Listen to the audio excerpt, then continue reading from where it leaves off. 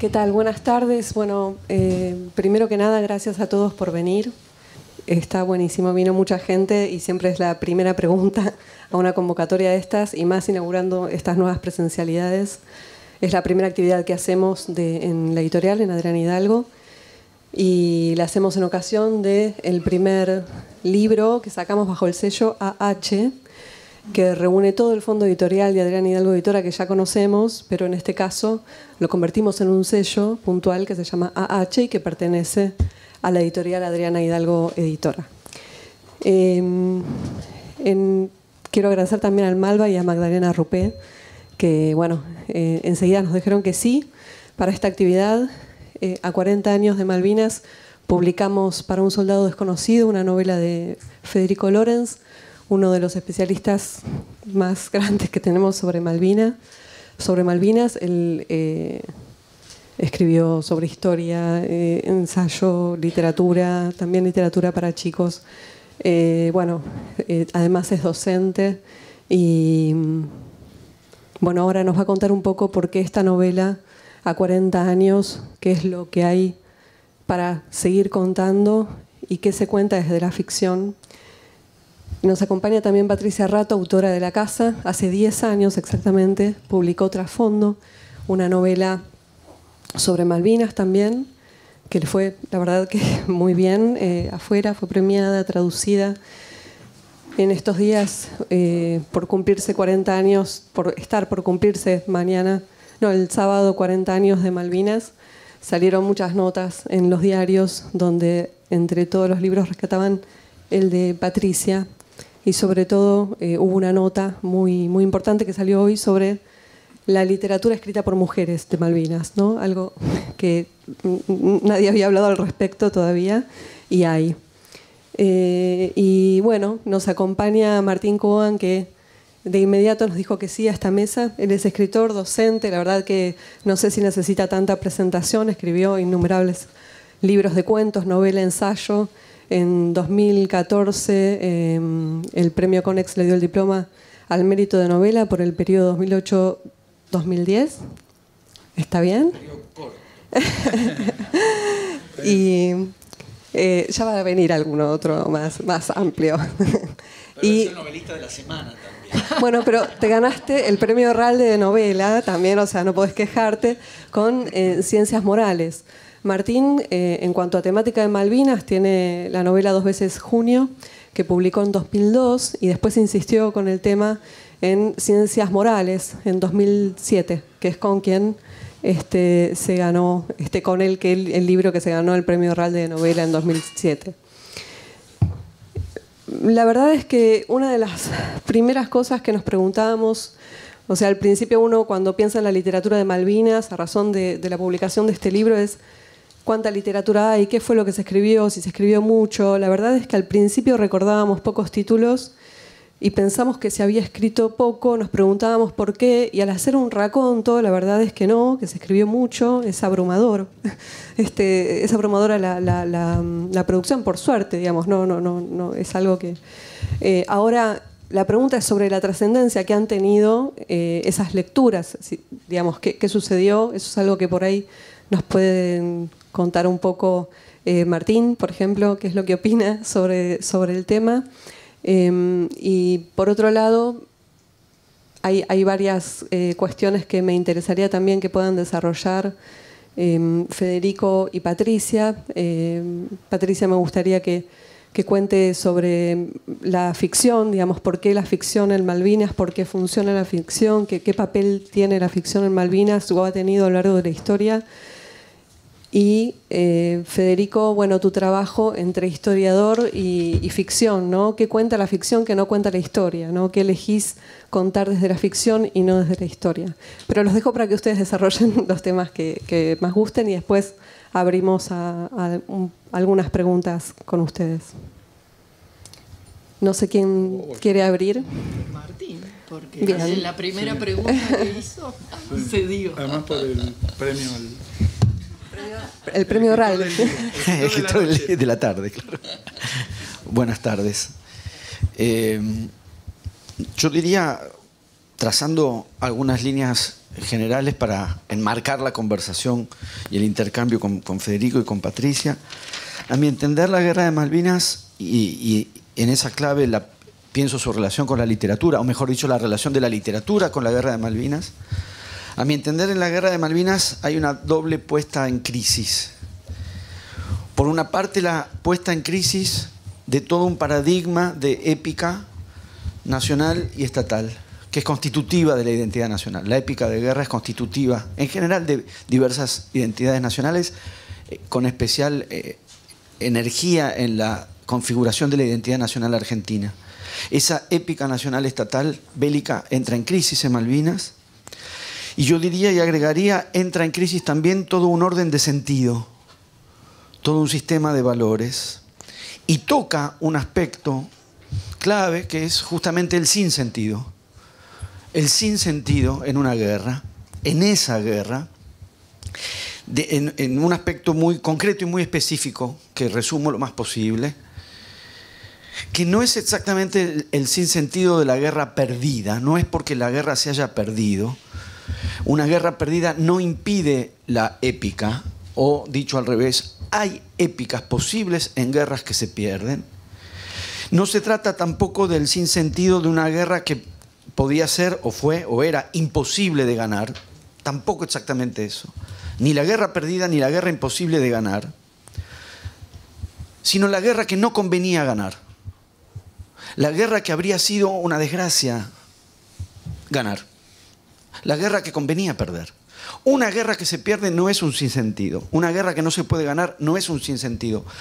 Una guerra que conviene no ganar supone un núcleo de sinsentido que tiene su carga dramática y agregaría en un punto una verdad, la verdad de esa guerra, o una verdad medular para esa guerra. Ese núcleo de sentido probablemente sea insoluble y probablemente no haya que resolverlo, sino interrogarlo, escrutarlo, narrarlo, que es lo que en gran medida ha hecho la literatura. Agregaría la literatura en relación a otra vertiente narrativa. A partir de la guerra me parece que se han definido, por lo menos muy fuertemente, dos líneas, dos vertientes narrativas principales. La de los testimonios y la de las ficciones. Muy rápidamente ambas cosas. La línea de narraciones testimoniales aparece, se inaugura ya en el mismo año 1982 con la publicación de Los chicos de la guerra de Daniel Cohn en Galerna. Se publica ya en 1982 con una repercusión enorme, tanto que después iba a tener también su versión en cine. Y también la ficción aparece muy rápidamente con Los pichiciegos de Fogwill, que se publica en 1983, habiendo sido escrita en el mismo año 1982. Incluso Fogwill, para agobio del editor Daniel Divinsky, exigía que se publicara en el mismo año, en 1982. Fogwill era una persona ansiosa. Pero además de eso, digo, para no psicologizar, en realidad quería una intervención, y en definitiva, por supuesto, hubo ahí una intervención de una ficción como Los pichiciegos sobre el estado de cosas. Y yo diría son dos textos fundacionales, el de Daniel Cohn, Los chicos de la guerra, Los pichiciegos de Fogwill, por lo que abrieron a partir de ahí. Hay toda una vertiente de literatura testimonial. Se está reeditando en estos días también otro libro que se publicó bastante después, que es Partes de guerra, de Graciela Esperanza y Fernando Cittadini, también a partir de testimonios de excombatientes. Y la ficción, Los pichiciegos, también abre una vertiente tremendamente proliferante, porque a partir de ahí podemos mencionar Las islas de Carlos Gamerro, Una puta mierda, una novela de Patricio Pron, El desertor de Marcelo Eckart, La construcción de Carlos Godoy, Trasfondo de Patricia Rato, Mi pequeña guerra inútil de Pablo Farrés, un cuento como La causa justa de Osvaldo Lamborghini, un cuento como El aprendiz de brujo de Rodrigo Fresán. Hay muchísima ficción sobre Malvinas. La marca del testimonio, de la vertiente de narraciones testimoniales, como corresponde al pacto de la lectura y del discurso testimonial, es la de la conexión entre experiencia y verdad. Hay ahí una verdad que es la verdad de la vivencia, que es la verdad que puede enunciar y sostener el que ha vivido algo, porque lo ha vivido, tiene una verdad que testimoniar. Y el pacto de testimonio es que ahí hay una verdad porque hubo una vivencia. Y ahí hay una potencia del haber vivido.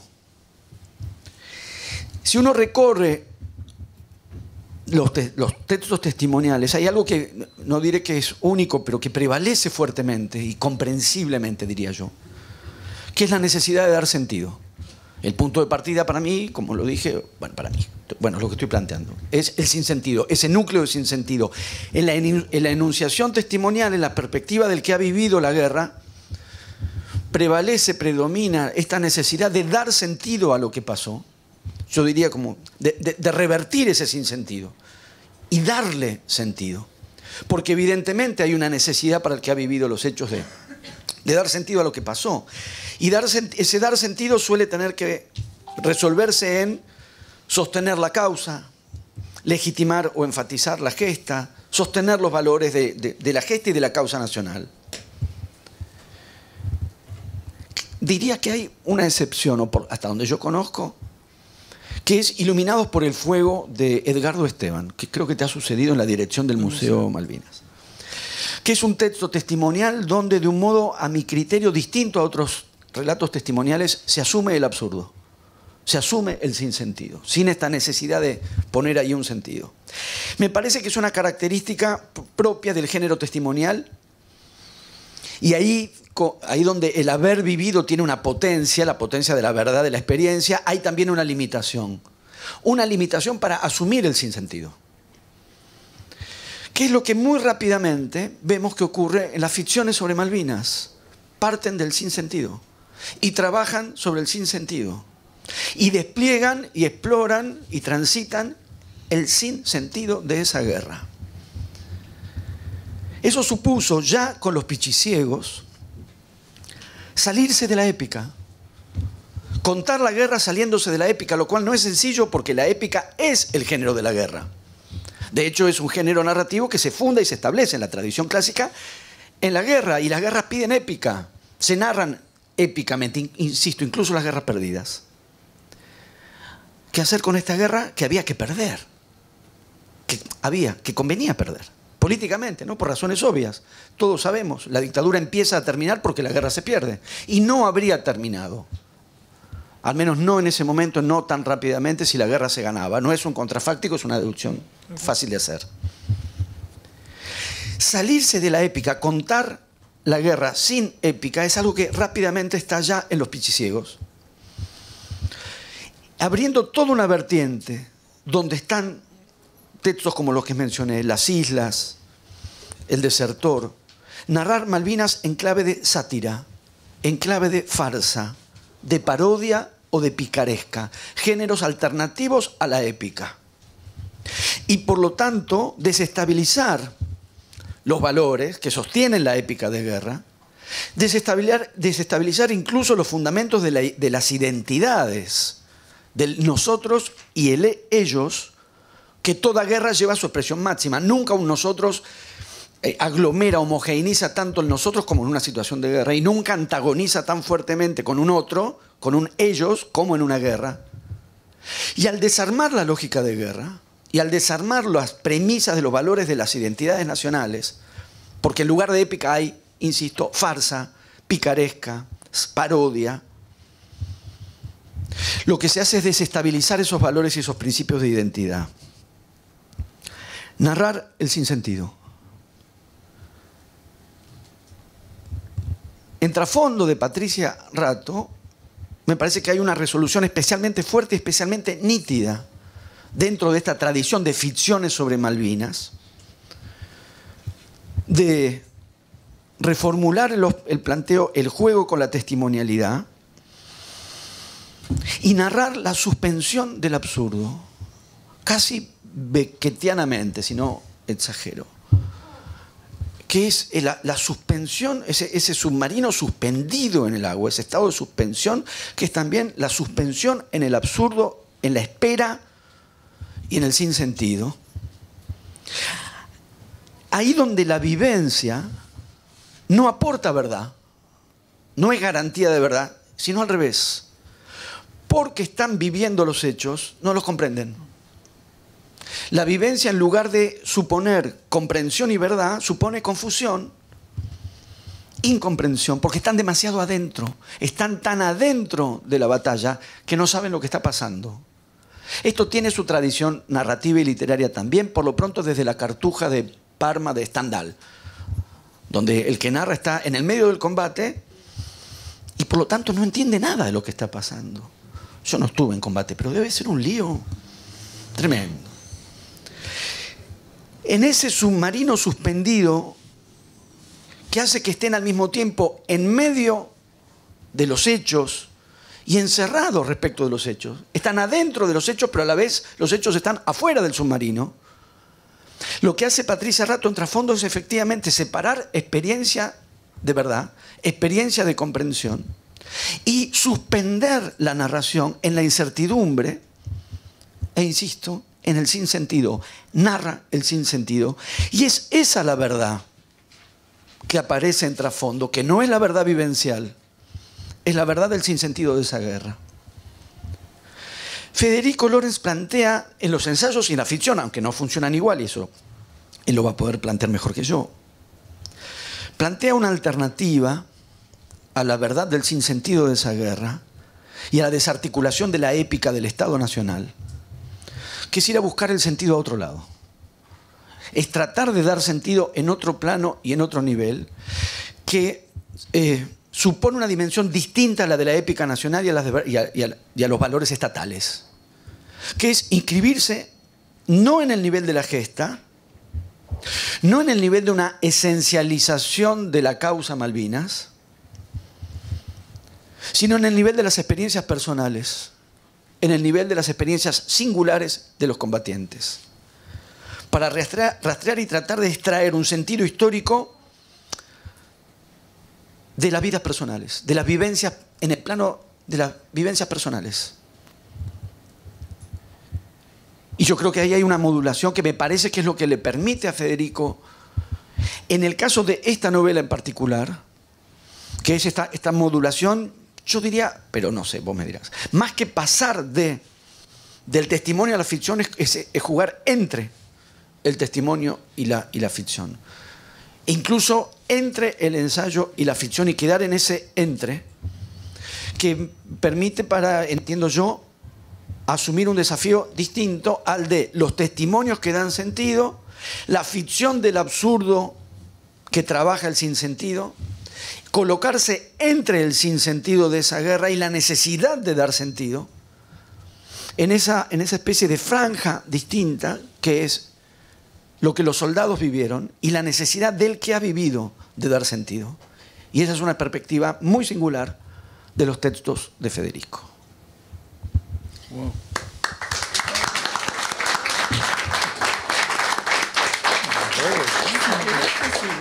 Dale, sí. Gracias. Bueno, retomo el planteo que había hecho acá Natalia, y un camino un poco diferente que el que hizo Martín, pero que tiene puntos en común. Esto de preguntarnos, ¿no?, si hay pocas ficciones sobre Malvinas, ¿por qué tenemos idea de que hay pocas? Hay muchas y no las conocemos, ¿no? ¿Por qué? Fui a tratar de proponerme pensar dónde podría estar la causa de que nos pase esto, de que incluso gente que trabaja en una editorial y en contacto con los libros hayan tenido como una primera impresión de que no hay tanta cantidad de ficciones. Me parece que es un dato interesante. Y entonces pensé dos cuestiones. Primero, para mí, tiene que ver con la construcción de un imaginario social en torno a las islas que es previo a la guerra y que después con la guerra se sostiene. Y por otra parte me preguntaba qué lugar empezó a ocupar la ficción frente a otros discursos en torno a la guerra, ¿no? Comienzo entonces por el imaginario. Las Malvinas son islas que no vemos o que apenas entrevemos. Quizá porque quedan lejos, quizás porque quedan fuera del continente, no sé, me pregunto, ¿por qué es un territorio que no habitamos? O quizá porque fueron fijadas en la conciencia colectiva como ese territorio que se oculta tras un manto de neblina. Por extensión podríamos decir que la guerra de esas islas que no vemos fue también una guerra que muchos de nosotros no vimos, o que percibimos de a retazos y como espectáculo, ¿no? Con toda la desrealización que eso conlleva, en imágenes que la televisión y algunos medios gráficos ponían frente a nosotros. Me pregunto entonces si frente a esto, frente a ese no ver o frente a ese apenas entrever, la literatura que se hizo sobre Malvinas no intentó, por un lado, meterse de lleno en esa niebla para tratar de entenderla. Y por otro, hubo ficciones que trataron de horadarla, atravesarla para ir a ver qué había del otro lado y mostrarlo luego. Para desvelar, si se quiere, en el sentido de quitar el velo, pero también de quitarnos el sueño y abrirnos los ojos.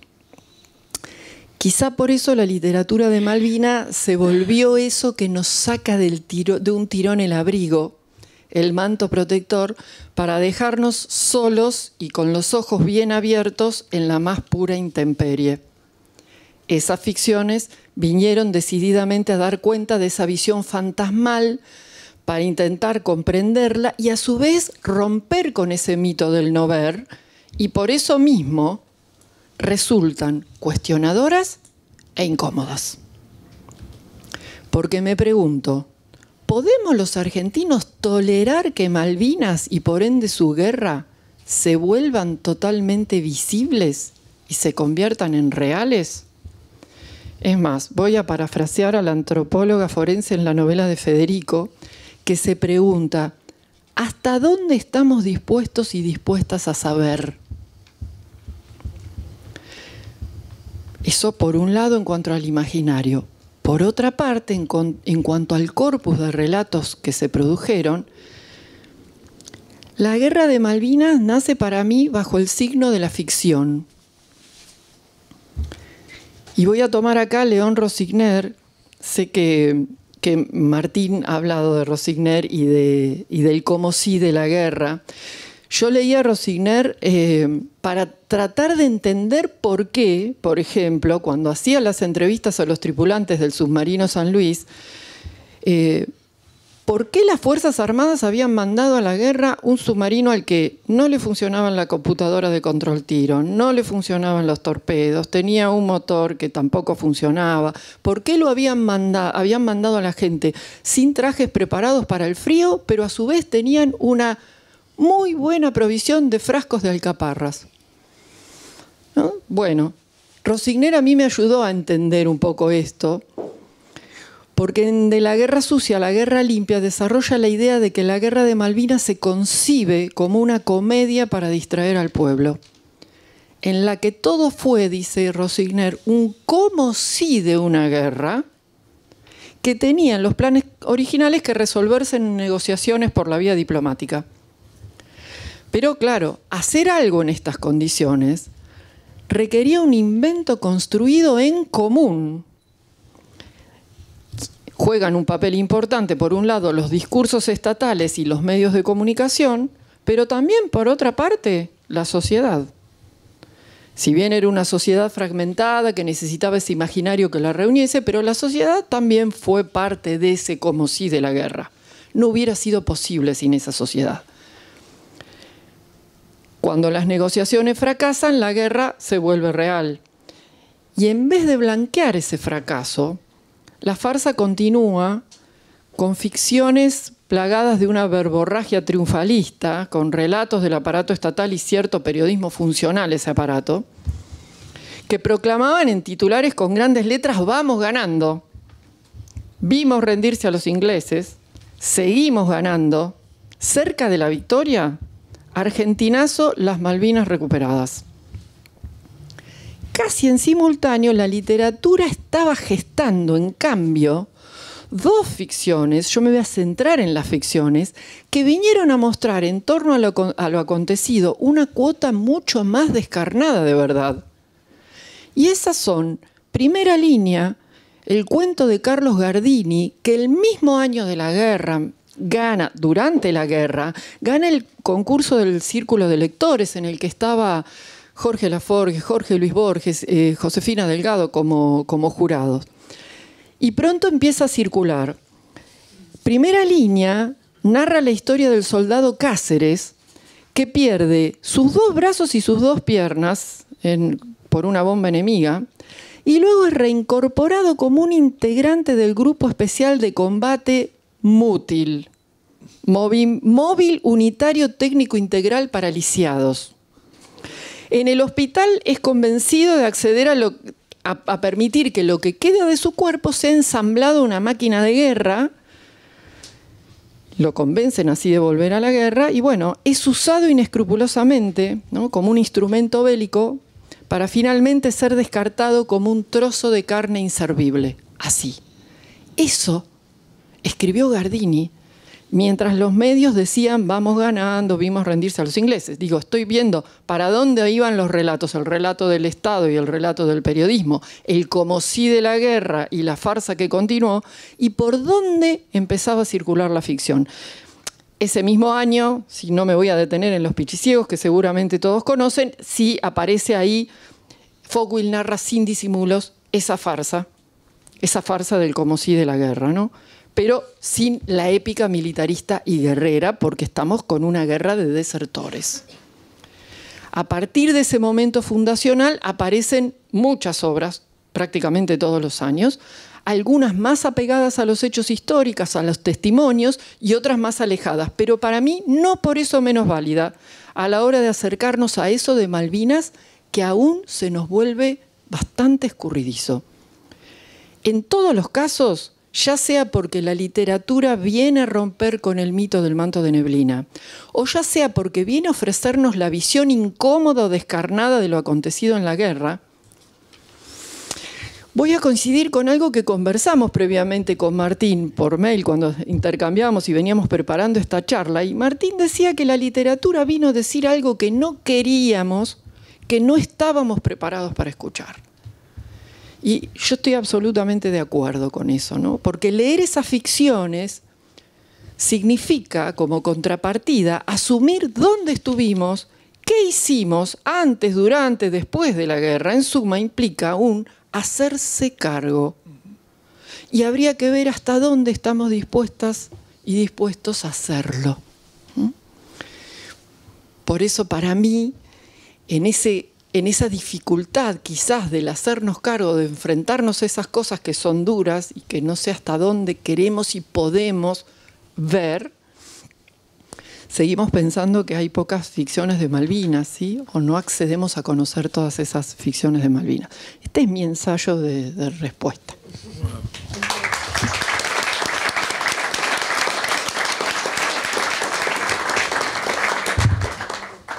Bueno, buenas noches ya. Estoy acá medio infiltrado, estoy en el medio además. Voy y vengo del ensayo a la ficción.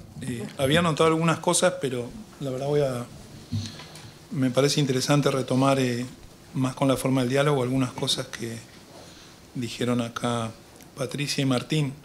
Casi que empiezo por el final. El hasta dónde estamos dispuestos a saber. Hay algo muy interesante, me parece a mí. Efectivamente hay mucha ficción sobre Malvinas, pero estamos sobreentendiendo Malvinas como sinónimo de la guerra. Hay mucha menos ficción, por lo menos, sobre Malvinas como espacio geográfico habitado por gente. Ahí hay una enorme pregunta a resolver, porque me parece que de algún modo, así como hay una dificultad para hablar de la guerra y la posguerra, aparente, podríamos decir, para coincidir con esa asunción, es cómodo quedarse en esa dificultad, porque justamente el manto sigue ahí, sigue el territorio irredento y de algún modo podemos seguir en alguna situación autocomplaciente en relación con Malvinas, más allá de que no podamos explicarla o nos cueste o sea perturbadora. Creo que, no tenía pensado decir esto, pero dijiste eso y la verdad lo primero que me hiciste pensar fue eso, porque a la vez vieron que hay un concepto que es el concepto de malvinización o de malvinización. La verdad que si uno piensa un poco, si hay algo que está en la Argentina es malvinizada, en el sentido de que hay monumentos por todos lados, hay recordatorios por todos lados, hay feriados. Estamos en un contexto particular, estamos en víspera de un aniversario del desembarco, una fecha tal vez discutible, en el sentido de que uno podría pensar en términos del resultado que más nos convenía, como dijo Martín, tal vez la fecha que habría que fijar y es el 14 de junio, porque uno podría pensar es el comienzo de la recuperación de la democracia, si lo quisiera poner en términos de relato estatal. Pero anda a ponerle el cascabel a ese gato, porque hay una cosa muy, muy importante, que es cierto que las ficciones y la guerra de Malvinas concretamente, en realidad, tomando a Rosichner, fue un como sí. Pero la verdad que para la gente que la vivió no fue un como sí. Entonces ahí hay un punto muy, muy complejo a resolver, en el sentido de que si políticamente fue un como sí, sus resultados fueron un como sí, para quienes lo vivieron, para quienes perdieron a alguien y sobrevivieron y tuvieron que cargar con eso, la verdad que no lo fue. Ahí hay una tensión que por lo menos a mí me ha preocupado siempre, porque a mí tampoco me satisfacía, como marcó Martín. Si hay algo que a mí por lo menos me incomoda mucho y no estoy para nada contento con que corra, es el discurso épico para hablar de Malvinas. En el plano colectivo, otra cosa, siempre hay que hacer esta salvedad, ¿no? Acá está mi corsé de historiador. Otra cosa es lo que la gente se inventa para seguir viviendo. Básicamente, cómo uno cuenta lo que vivió es un relato de supervivencia. Hay gente que puede armarlo y sobrevive, hay gente que no logra hacerlo. Estamos hablando de la guerra, pero uno podría trasladarlo a otras experiencias de la historia reciente. Entonces, creo que lo que resulta perturbador en relación con Malvinas es que, de alguna manera, fue un episodio histórico muy visible. Efectivamente, los chicos de la guerra, yo me acordaba cuando vos recién decías, Martín, apareció en julio del 82. La guerra terminó el 14 de junio, es decir, un mes después ya estaba el libro, y para fines del 82 ya tenía 16 ediciones, si no me equivoco. Es decir, contra esto de que ¿por qué no hay ficciones sobre Malvinas? A mí me parece que hay una cuestión más interesante a desmontar, que es esta lógica que uno, bastante conspirativa, de eso no se habla. La verdad es que se habló un montón.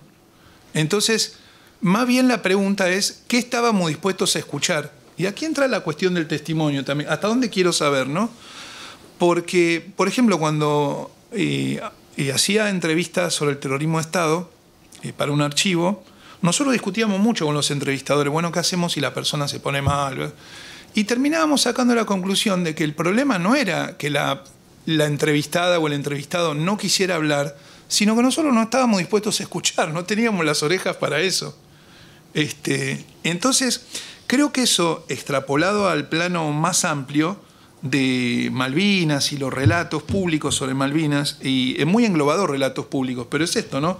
Están los titulares de los diarios, están los chicos de la guerra, están los informes oficiales, están los discursos, y bueno, y está la gente, lo que decía Martín. La verdad que si yo pienso en atravesar mantos, en esto de la historia y la ficción, si yo retrospectivamente pienso cómo llegué a la novela, la mínima mención que quiero hacer es porque debajo de toda esa hojarasca de discursos públicos, bueno, están esas historias individuales que la verdad que son inclasificables, porque hay gente que tuvo que seguir viviendo con lo que le había tocado y que le dio sentido del modo que pudo, justamente en un contexto en el cual la guerra es un sinsentido.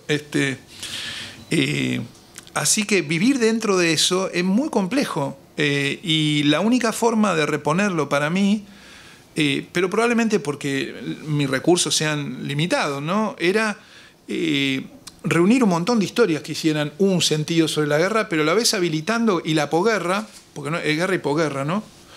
O cuándo termina una guerra. Acá estamos discutiendo una guerra, en definitiva.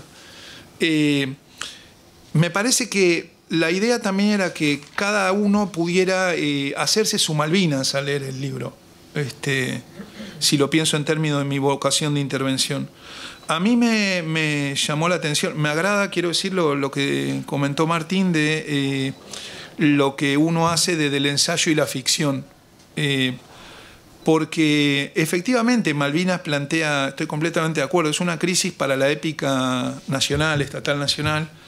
Ahora, en términos de escritura, en el plano personal es una crisis profesional, por así decirlo. Es decir, siempre aparece esto, ¿no? Que sos historiador o escritor, como si fuera algo distinto, por así decirlo. Entonces, me gusta porque pone en juego los vínculos entre historia y ficción, que para los que somos historiadores, por así decirlo, no son un problema menor.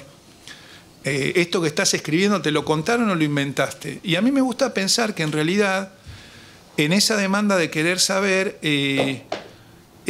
un texto es una acumulación, ¿no? Es decir, si llegamos a este preciso momento, ahora, es porque uno se sumergió como historiador, escuchó relatos que tienen que ver con darle sentido a experiencias personales, leyó ficciones, y el resultado, y sí puede ser un híbrido probablemente, no sé si esa es la palabra correcta, pero dentro del campo de los historiadores, digamos, a mí siempre me gustó sostener que los que hacemos historia reciente, porque eso soy, con otro saco, hoy escribí una novela, si se quiere, tenemos que buscar un registro específico para la historia reciente, porque la historia reciente no es cualquier historia, es una historia que es parte del proceso que investiga, y de algún modo las ficciones sobre Malvinas, sobre lo que sea, en mi opinión, por supuesto, son parte del proceso que narran, y a la vez cambian el proceso mientras lo narran.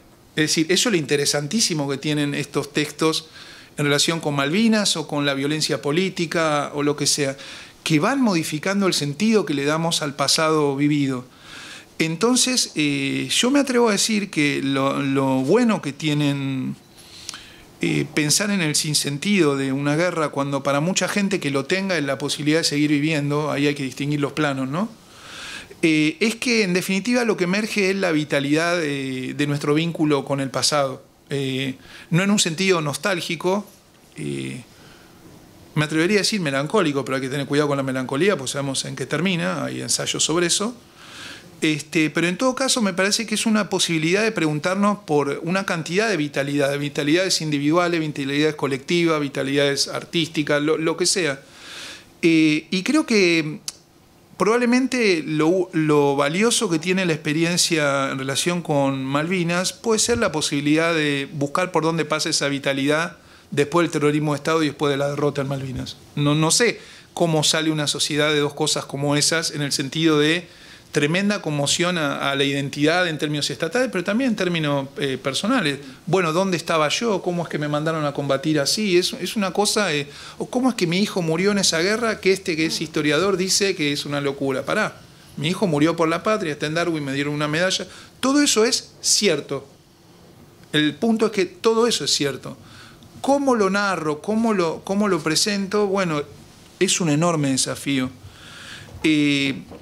Si hablamos de sinsentido, yo me acordaba recién, en el museo en Malvinas, los isleños tienen un muy lindo museo, la competencia sería, y tienen un montón de panfletos que le repartieron los argentinos cuando llegaron, ¿no? Digo, llegaron utilizando una expresión neutra, ¿no?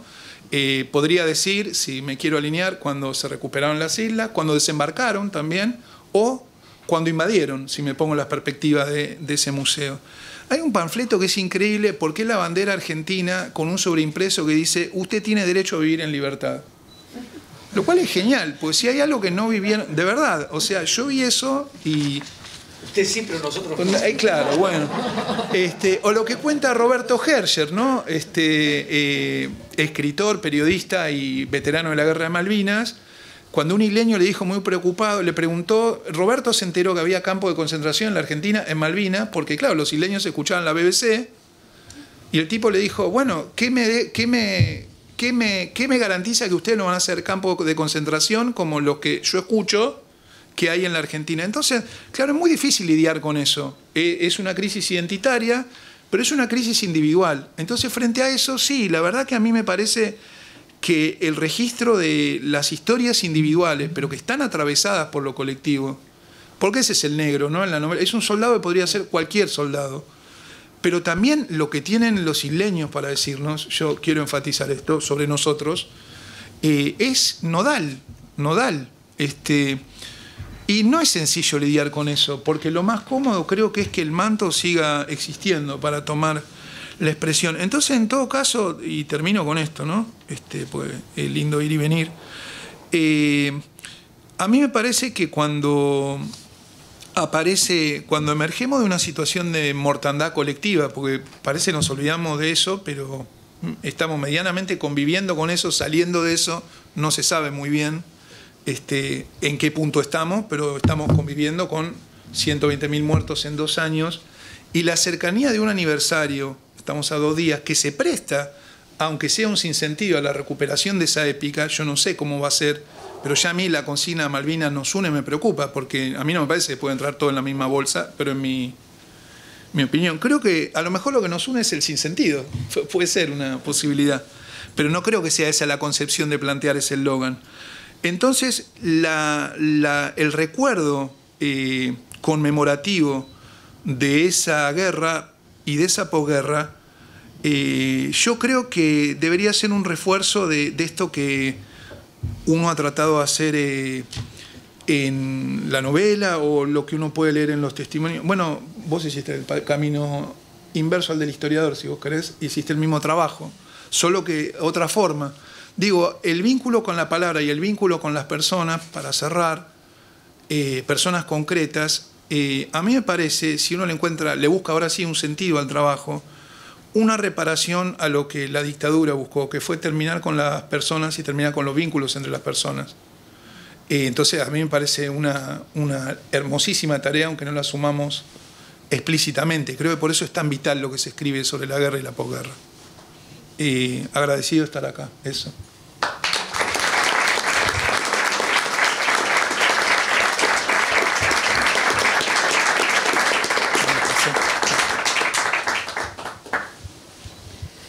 Patricia, vos me gustaría que nos cuentes algo sobre cómo hiciste trasfondo, porque fue un trabajo de investigación bastante enorme e inusual, así que me parece interesante que le podamos dar un lugar.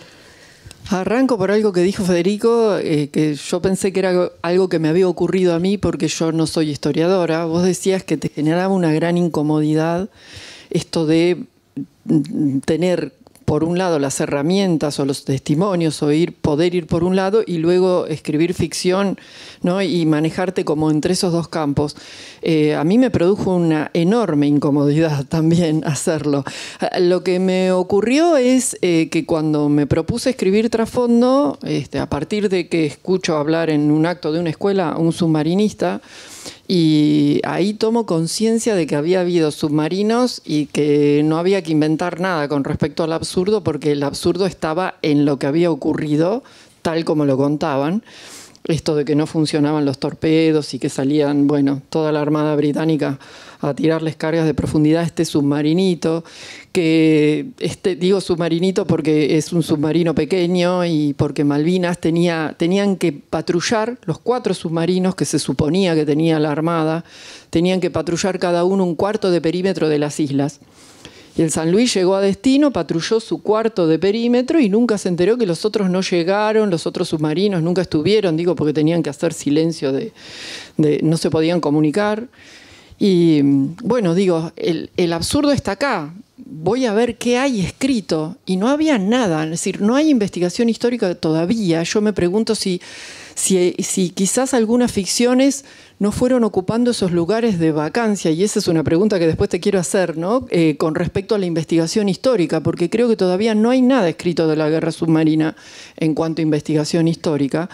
Y entonces, bueno, no me quedó otra que, si yo quería reconstruir realmente lo que había pasado, era ir a las fuentes que tenía más disponibles, que eran algunos submarinistas, porque los oficiales dijeron que no e indicaron a sus hombres además que no hablaran conmigo porque yo había escrito novelas sobre la dictadura y todo eso. Bueno, dejando eso a un lado, yo entrevisté a casi la mitad de la tripulación, entrevisté a 15 suboficiales, a algunos de ellos en varias oportunidades, porque tuve que ir. logrando una cierta confianza, primero porque yo era mujer y parecía que no iba a poder escribir cómo se disparaba un torpedo, o cómo se abría una escotilla, o no sé, o cómo hacían cosas adentro del submarino. Y después porque tenían mucha desconfianza con respecto a la ficción, ¿no? Y bueno, ¿qué va a hacer con esto? Y lo que me empezó a pasar, en la medida en que los iba conociendo y que me iba involucrando también con lo que me iban contando, y con esta desesperación por esto que vos decís, por darle un sentido, ¿no?, a eso que a esa experiencia que habían vivido, porque además eran militares, lo cual a mí también me generaba una cosa, escucharlos y decir, voy a poner como protagonistas de la novela a estos militares que fueron a Malvinas. Ir escuchando lo que les había pasado y a su vez ir tratando de generar algunas hipótesis acerca de lo que había pasado en medio de esa cantidad de testimonios, ¿no? Como que quizás las Fuerzas Armadas necesitaban unas víctimas militares, porque las del general Belgrano no eran, y no había habido víctimas militares. Y aunque nada funcionaba, lo mandaron igual al submarino y no lo dejaban volver, ¿no? Y a mí después se me generó una incomodidad enorme cuando tenía que decidir cómo escribir una novela con eso, porque yo sentía que no podía traicionar esa confianza que habían depositado en mí contándome cosas muy personales, ¿no? Incluso contando cosas que no le habían contado a nadie a 30 años de la guerra. Y me acuerdo que llegó un momento en que se me generó como una especie de callejón sin salida, que no sabía qué hacer con esos testimonios. Y acá vino una lectura que hice, y por otro lado una amiga, la escritora Elsa Drukarov, que me dijo, tu fidelidad tiene que ser primero para con la literatura. Y si vos podés ser fiel para con lo que vos hacés, que es hacer ficción y hacer literatura, no vas a traicionar la confianza que ellos pusieron en vos. Y por otra parte, yo me venía preguntando todo el tiempo el papel de los testigos, ¿no? Y hasta dónde la historia que yo quería contar estaba en la voz de esos testigos. Y acá hice una lectura que para mí fue crucial, que fue leer Lo que queda de Auschwitz, de Giorgio Agamben. Ahí Agamben analiza el papel de los testigos de la experiencia de guerra, pero llevada al grado extremo del campo de concentración, ¿no? Y dice algo que a mí me dio como la pista de por dónde ir y por dónde empezar a resolver esta cuestión. Lo que dice Agamben es que en el campo de concentración el testigo es el sobreviviente, y el sobreviviente es el que tiene voz para contar lo que ocurrió, pero no tiene la experiencia completa, porque la experiencia completa es morir en el campo. Y por otra parte, el que tiene la experiencia completa no tiene voz ya para dar el testimonio, porque es el que murió. Lo que dice Agamben es que el arte puede meterse en esa zona a la que no llegan otros discursos y otras experiencias. Y es esa zona gris, esa laguna, en la que solo el arte puede meterse. Entonces digo, bueno, acá está, en la laguna. ¿Quién tiene la experiencia completa? ¿Y de qué manera puedo resignificar esos testimonios creando un testigo que haya muerto, ¿no? Entonces ahí me aparece el narrador de trasfondo y ahí empecé a sentir que si bien podía escribir una novela que se podría decir que es una novela de género fantástico, aunque está escrita en clave realista, pero por otra parte me propuse respetar absolutamente muchas de las cosas que me habían contado, como cómo hacen una torta para festejar el cumpleaños, cómo nace el hijo del que realmente nace, cómo es la experiencia de escuchar que se acerca el torpedo y no tener lugar al que escapar, porque en el submarino no se puede salir corriendo y no se puede salir de ninguna manera. Así que bueno, así de alguna manera con esas lecturas pude resolver la enorme incomodidad que tuve y que siempre sentí que estaba haciendo algo que yo no sabía del todo hacer, que era entrevistar a gente para que me contaran cuestiones que tenían que ver con la historia, porque hasta ahora yo venía escribiendo ficciones de las que resolvía yo absolutamente todo, qué hacían los personajes, qué era lo que pasaba, y acá no. Bueno, ahí estuvo. Por eso cuando vos hablaste de la incomodidad, digo, bueno, en mi caso la incomodidad estuvo mucho. Creo que la novela salió así por esa enorme incomodidad que tuve y busqué esa manera ahí de resolverla apelando un poco a la filosofía, ¿no? No sé si te respondí lo que me preguntaste. Sí, absolutamente. Pensaba para un soldado desconocido, mientras te escuchaba recién y un poco cuando la leí, recordaba alguna vez un testimonio de un antropólogo forense que decía cómo ellos estaban, digamos, buscando huesos, pero su tarea era con la vida, estaban dando vida, reconstruyendo permanentemente, y esa es la sensación que tengo que hiciste con tu libro, ¿no? A partir de cada testimonio, cómo le fuiste dando vida al negro y cómo recuperaste una existencia que está diciendo que es absolutamente desconocida, ¿no? De un soldado desconocido. Entonces, cuando el territorio se hace relato, ¿no?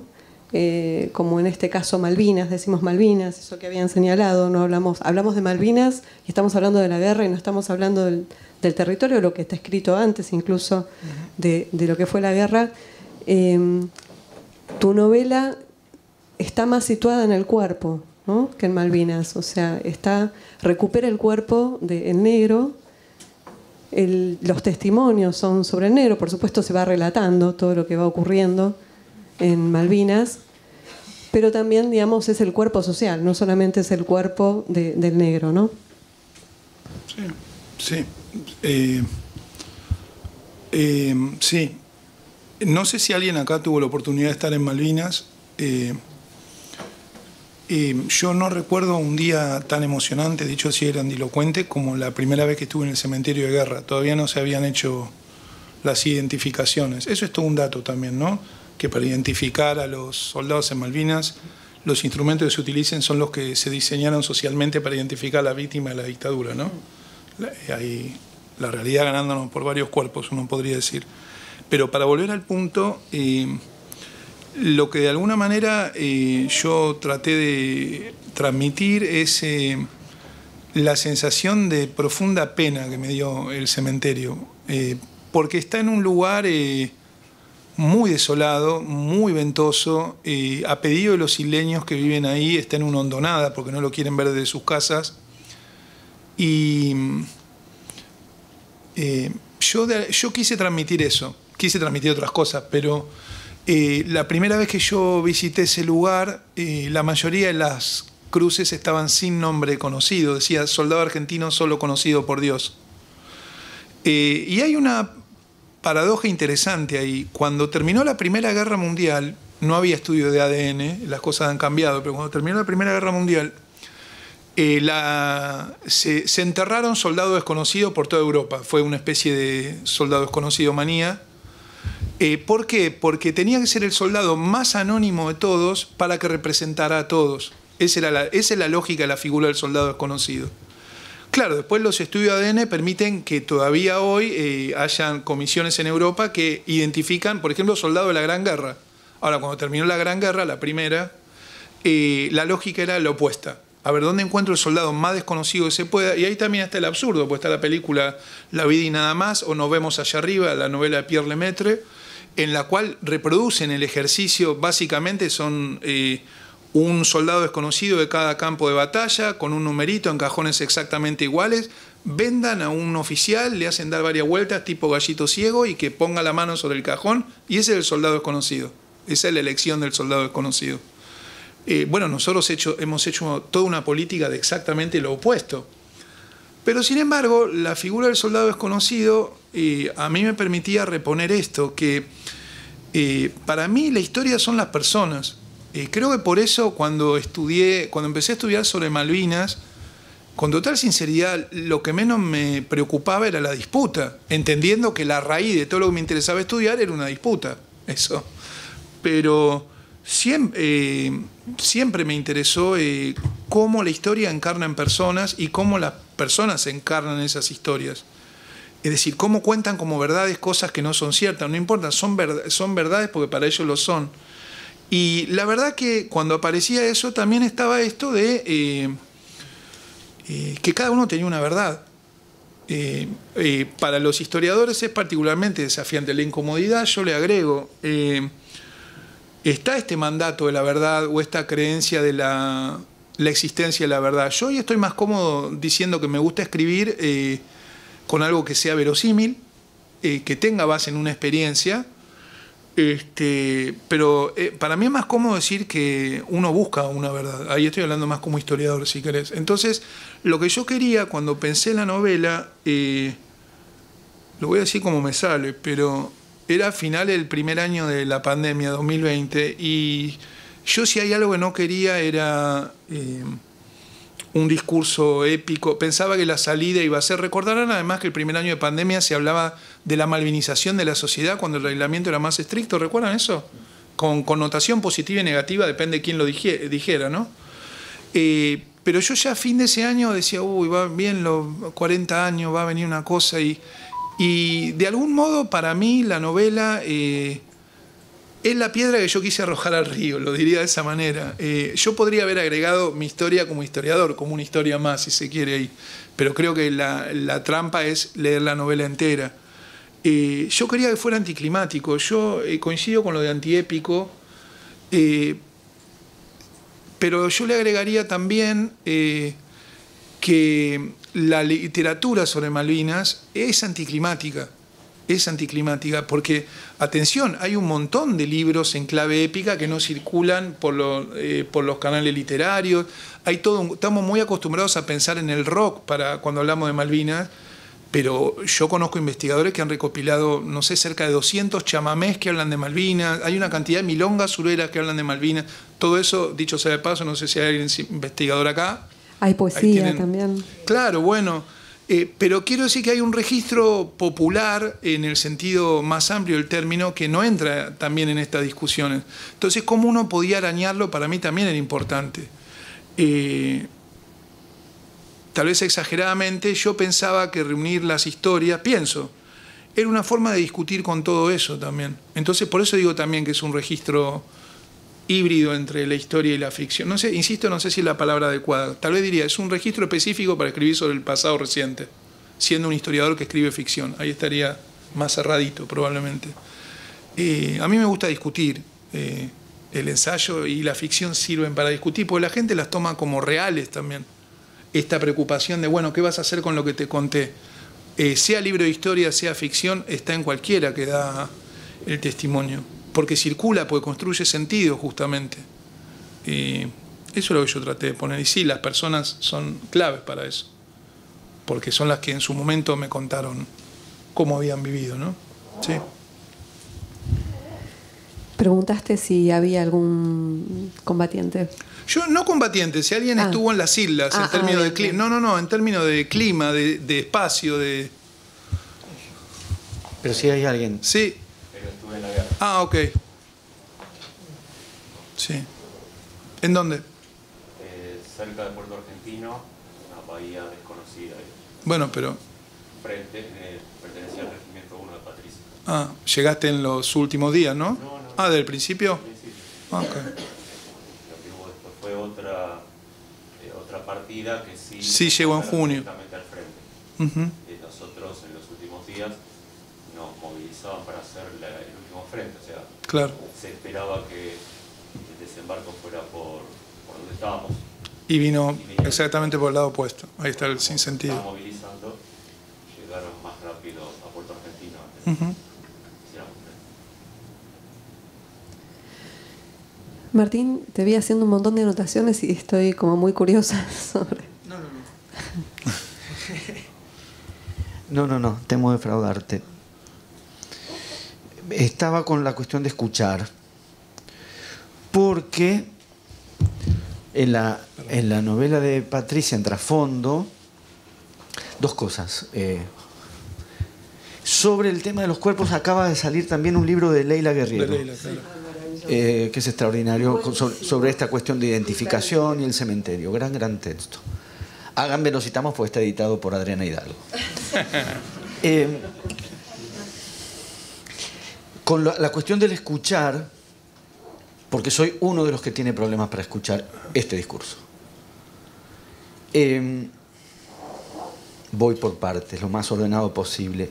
Primero las novelas, porque, y no lo había pensado antes, pero al hacer hincapié en la cuestión del escuchar, son las dos, siendo muy distintas, son novelas del escuchar.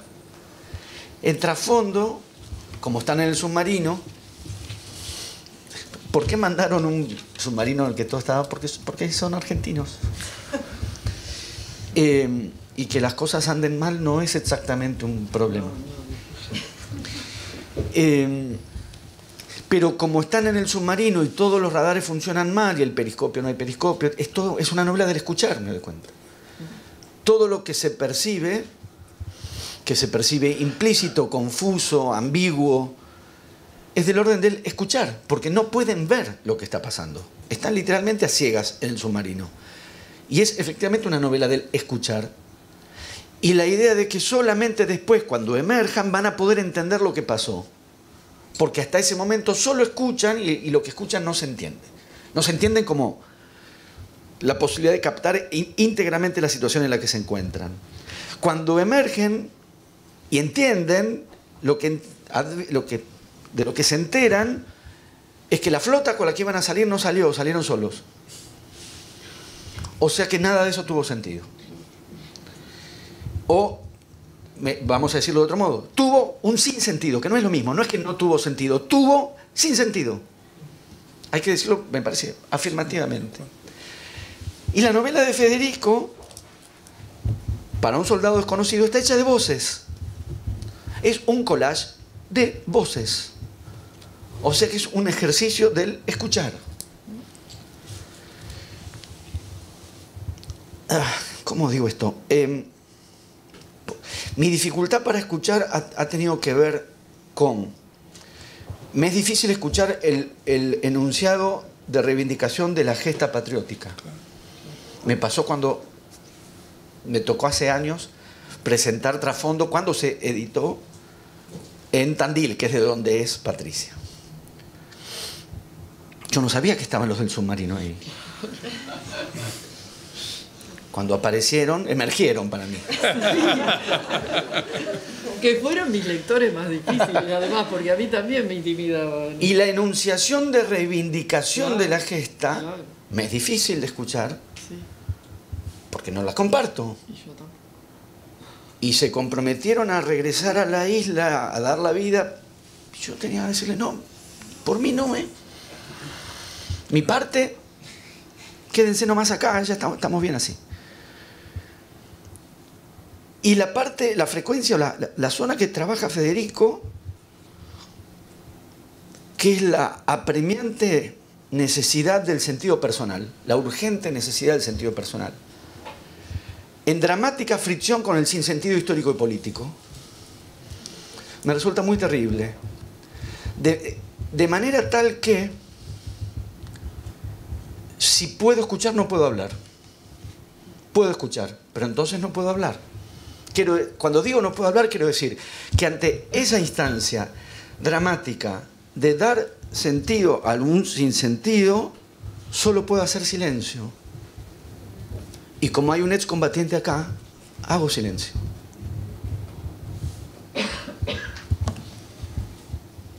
Clarísimo.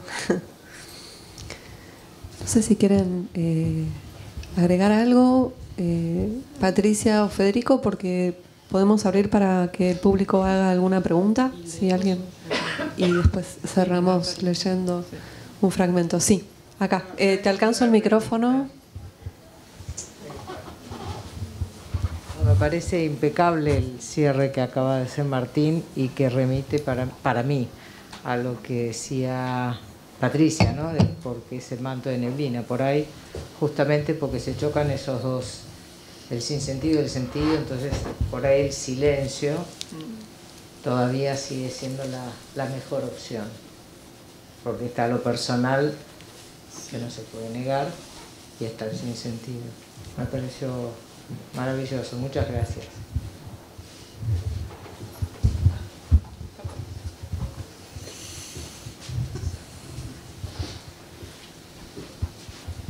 Hola, buenas noches. Yo quería hacer 3 aportes. El primero para Patricia.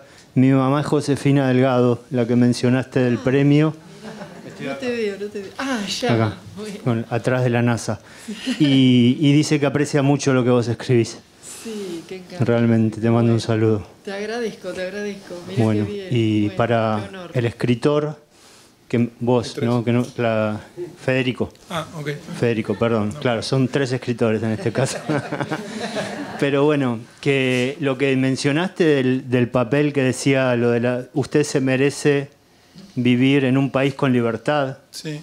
Está en la luneta de la película Esperando la carroza. Exacto. Cuando hablan, ¿ya lo sabías? Sí. Bueno, sí, perdón, pero sí. No, Genial. no, eso era para vos, básicamente, digamos. Y para Martín, quería preguntarte si conocés la historieta de Carlos Trillo de Altuna, que se llama El último recreo. Sí, claro. Que me parece que tiene una narración y una propuesta que se le puede asemejar quizás a los niños de la guerra, ¿no? Y al sinsentido que mencionás. Primero acercarles mis saludos a Josefina, con la que hablé hace no mucho. Y una cosa, ¿esto que se filma sale por algún lado? Magdalena, esto... Porque se está perdiendo una cosa muy valiosa, que es la discreción. Y la posibilidad... Discreción. Estamos acá, hablamos entre nosotros. No, todo se propala. Entonces uno... Porque soy un analfabeto historietístico y llevo años disimulándolo con Juan Sasturain para que no se dé cuenta. Yo te recomiendo que la leas esa historieta. No lo dudo, no lo dudo. Recomiendo. Es una mezcla de impedimento, falla constitutiva enteramente mía. Porque si no le diría a Juan, no, mirá, no, simplemente me da vergüenza y disimulo años. Con Juan Sasturain en particular, porque hablo... por favor, me da tanta vergüenza, así que tomo nota, agradezco la referencia y forma parte de esas cosas que uno tiene que corregir de su propia formación. Sabes que te banco. Gracias.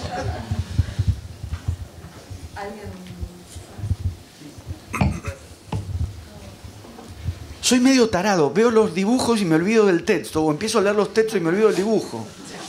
No tengo formación, soy una bestia. Perdón. Bueno, buenas noches.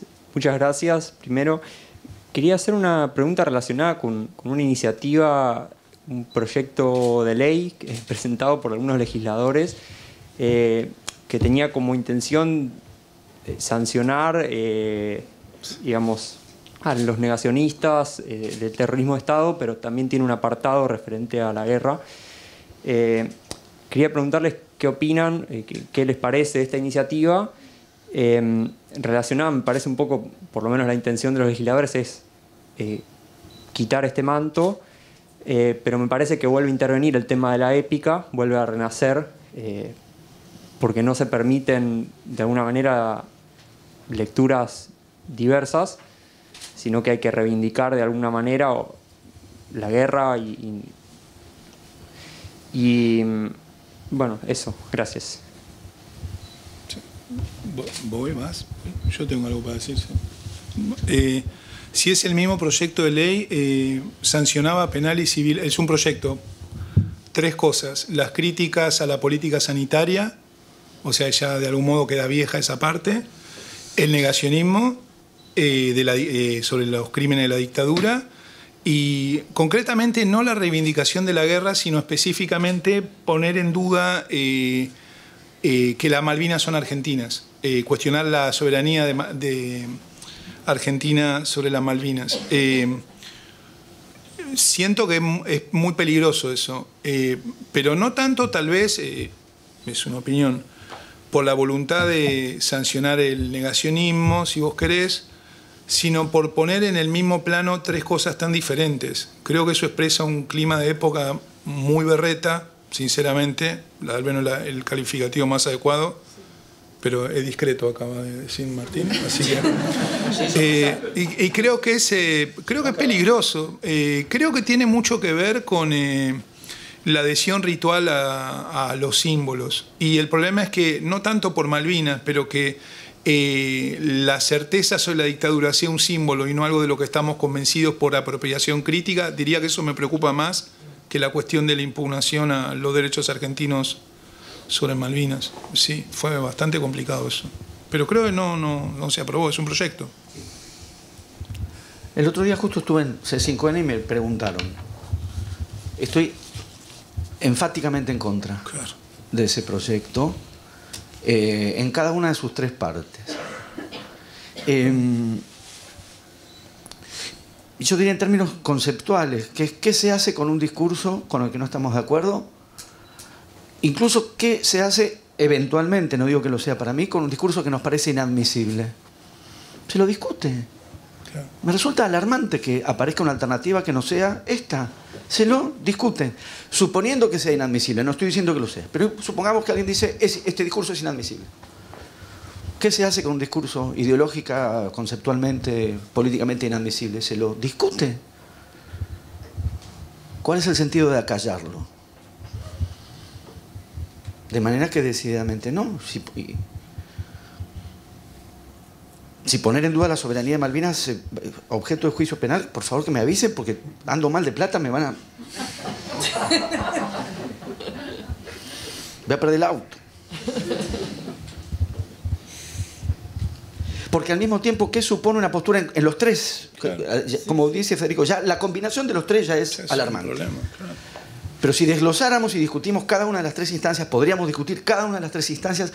En cada una de las 3 instancias también me parece alarmante que en lugar de tomar posición para discutir las distintas perspectivas, el criterio sea acallarlas. ¿Qué hace uno con el desacuerdo? Discute. Pero, ¿cuál sería el límite en esa libertad de expresión? Para mí, las que están establecidas ya razonablemente en términos de la ley. Si un discurso determinado, una palabra puesta en circulación, supone agresión, una agresión por sí misma, o sea, lastima, o una instigación a la violencia, a la discriminación, entonces sí hay motivos para restringir la circulación de discursos discriminatorios que dañan, que producen daño. Que producen daño en la enunciación misma, el discurso discriminatorio daña, es decir, produce sufrimiento a la gente. Produce sufrimiento. Hay discursos que producen sufrimiento. Los de la discriminación producen sufrimiento. Entonces hay razones para restringir la circulación de discursos discriminatorios. Pero además de lo que el discurso hace por sí mismo, los discursos mueven también acciones, generan acciones. Entonces también discursos de discriminación, o como se dice también discursos de odio, generan climas y acciones sociales que dañan. Entonces hay razones para protegernos socialmente de discursos que van a generar violencias, maltratos, padecimientos. Fuera de esa restricción, que por otra parte ya está perfectamente contemplada en el sistema legal de nuestro país y de todos los que uno conoce. No veo ninguna razón para restringir ninguna toma de palabra. Fuera de ahí, ninguna.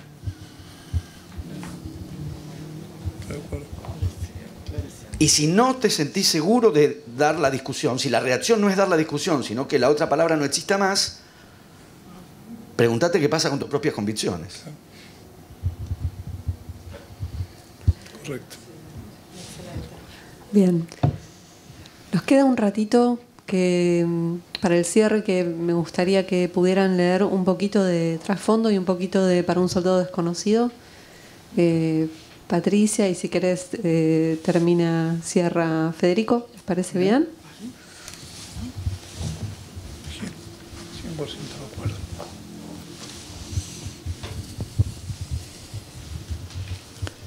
Chorrean agua los 3. Mientras escuchan cómo se acerca el torpedo enemigo, la hélice zumbona girando locamente, cada vez con mayor intensidad. Linares se aferra al rosario que lleva en el cuello y mueve los labios en silencio. Estará rezando mientras el torpedo se acerca, y yo me digo que quizá en el barco que lo ha disparado hay alguien imaginando nuestra explosión. El hueco infernal en la coraza del submarino que aumentará la presión hasta hacernos estallar en pedazos, de adentro hacia afuera, a todos y cada uno de nosotros, como si nos inflaran e inflaran hasta hacernos reventar. No habrá tiempo para nada, ni para gritar, ni para huir, ni para oír, ni para ver. La sangre teñirá el agua de un rojo restallante que poco a poco irá diluyéndose hasta volverse solo agua. Las luces oscilan, estamos con poca batería. El comandante pregunta, remanente, 20%, le responden. Zumba, estribor, el torpedo, remanente, 15%. Y sigue el torpedo, lo escucho. Zumba y sigue, remanente, 10%. El submarino vibra, el comandante ordena detener máquinas para que no se agoten las baterías. Se hace un silencio aún mayor. Nada se oye. Derivamos suavemente y el agua transparente retrocede al rojo y la sangre vuelve a los miembros y los miembros al cuerpo y los cuerpos al submarino y el hueco se sella y la chapa se restablece mientras el torpedo sigue de largo hasta que dejamos de escuchar la maldita pequeña hélice de su motor.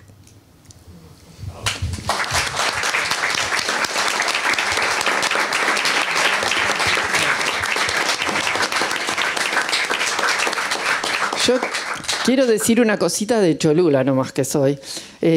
Yo quiero agradecer que hoy está acá sentado en esta sala Pablo Giorgelli, el cineasta Pablo Giorgelli, que va a filmar la película de trasfondo.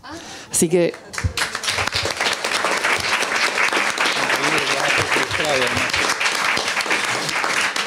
Porque además es un director de cine al que admiro. Así que si no han visto sus películas, yo les recomiendo que vayan a verlas.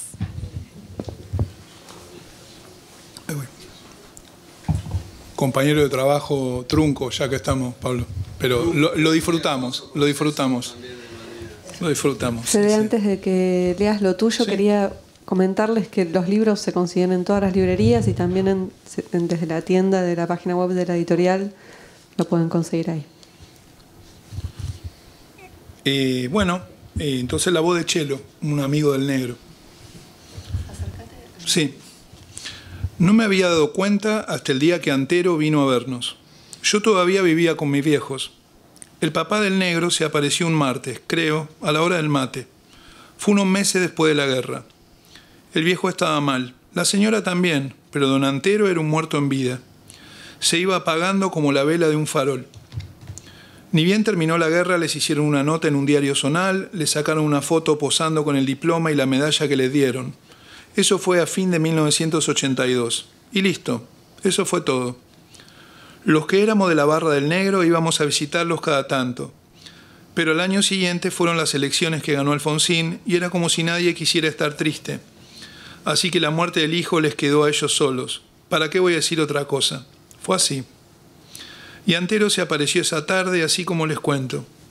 Golpeó las manos. Salí a ver, saludó y al rato estábamos mateando, mi viejo, el papá del negro y yo. Quiero comprarle el rastrojero, empezó. ¿Para qué quiere esa camioneta vieja?, le contestó papá. Nosotros teníamos ya un modelo más nuevo, el negocio de mi viejo andaba bien. De recuerdo, me miró y dijo, Chelo, vos me llevaste a despedir al negro en esa chata, ¿te acordás? Sí, contesté. Y también nos llevaste aquel otro día. Mi viejo le dio una chupada ruidosa al mate. No se la puedo vender, dijo. Todavía está en uso. Estábamos sentados los dos frente a él. El papá del negro tenía la vista clavada en un punto donde el camino de tierra se fundía en unos árboles, como si mirara a través nuestro. Se le notó el esfuerzo por sonar firme. Yo eso lo entiendo, dijo Antero, pero me alcanza con que me prometa que cuando decida cambiarla me la vende a mí. Y ahí sí nos clavó la vista, primero a mí y después a papá. Mi viejo no dijo nada y solamente le dio un apretón de manos.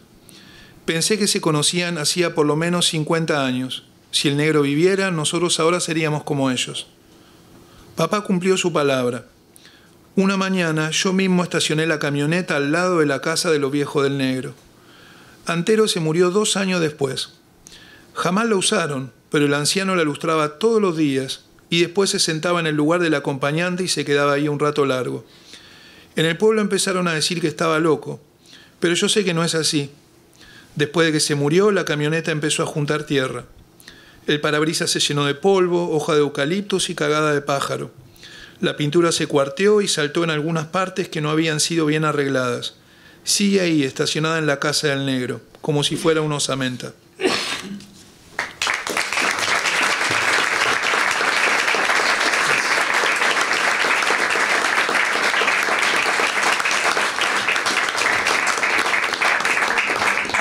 Bueno, gracias Martín, Federico y Patricia por Gracias. Bueno. esta noche.